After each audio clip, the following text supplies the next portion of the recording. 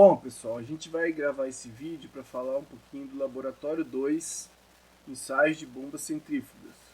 O objetivo dessa gravação é economizar tempo, né?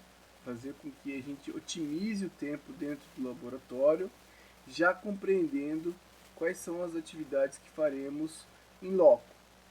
Portanto, a gente vai tentar esclarecer a metodologia empregada para o ensaio. Uma atividade importantíssima, né, que complementa a aprendizagem é a leitura do roteiro experimental disponibilizado na disciplina. Então, basicamente, a gente tem um arranjo dentro do laboratório que consiste em a bomba centrífuga que será ensaiada, né, o motor elétrico com a bomba centrífuga, o reservatório de água, o manômetro que é posicionado no tubo de sucção, ou seja, um vacômetro, um segundo manômetro que é posicionado na tubulação de recalque, uma válvula para que a gente faça a variação da vazão, e o objetivo é levantar a curva característica da bomba, basicamente, é o principal objetivo. Então a gente vai fazer o levantamento da curva de altura manométrica pela vazão, e é uma curva que tem o comportamento, né, dessa forma. Inclusive isso já é fornecido pelo fabricante. Então nós vamos comparar ao fabricante. O fabricante faz o ensaio em laboratório dele e nós vamos repetir esse ensaio dentro do nosso laboratório e fazer a comparação entre as curvas. Então basicamente a gente tem que medir a vazão. A vazão é medida em um reservatório quadrado com um visor de nível, que a gente vai medir o volume e dividir pelo tempo de enchimento. Isso dará a nossa vazão. Então esse eixo Y, esse eixo X aqui é dado por essa equação, é dado pelo tempo de enchimento.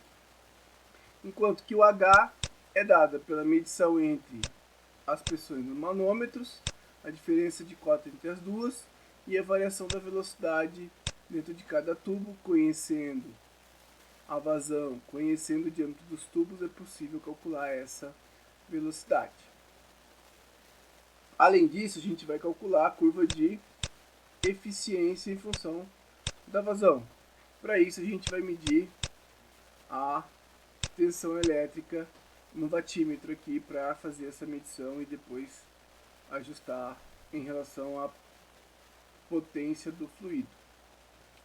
Bom, então a gente tem aqui os gráficos de altura manométrica versus vazão, que a gente já mostrou, o rendimento total pela vazão, potência hidráulica versus a vazão. São os três gráficos típicos que os fabricantes disponibilizam. Determinar as condições ótimas para calcular o NTA e determinar o tipo de máquina que é empregado nessas condições, né? Então, nesse caso, a gente sabe que é uma bomba centrífuga. Calcular aí o consumo da potência máxima. Verificar a classe de rotor da bomba, se é radial, axial ou diagonal, em função do NTA, né? E comparar os dados obtidos nos itens anteriores, certo? E daí também fazer o estudo de possibilidade de cavitação da bomba. Para os procedimentos, né? Qual que é o procedimento? A gente vai variar a vazão, né? Então, já que a gente quer a curva vazão por altura manométrica, a gente vai variar a vazão. A variação da vazão é dada pela abertura ou fechamento do registro da bomba. Então a gente vai regular a abertura do registro, medir as pressões de entrada e de saída na bomba, certo? Medir a potência elétrica consumida, calcular a potência, calcular a eficiência, calcular a vazão e levantar as curvas e comparar essas curvas com os fabricantes. Por fim, tem uma tabela de exemplo aqui que vocês vão preencher. Então a gente vai ter aqui a altura da caixa quadrada para medir vazão em função do visor de nível. Essa altura ela vai ser registrada nessa coluna H.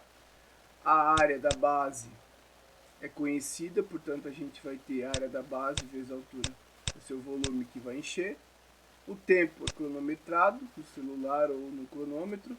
A potência de eixo é calculada. A pressão de entrada é medida no vacômetro, pressão de saída é medida no manômetro e a potência é medida no próprio vatímetro. Então a gente preenche essa tabela e com os dados dessa tabela é possível desenvolver o experimento.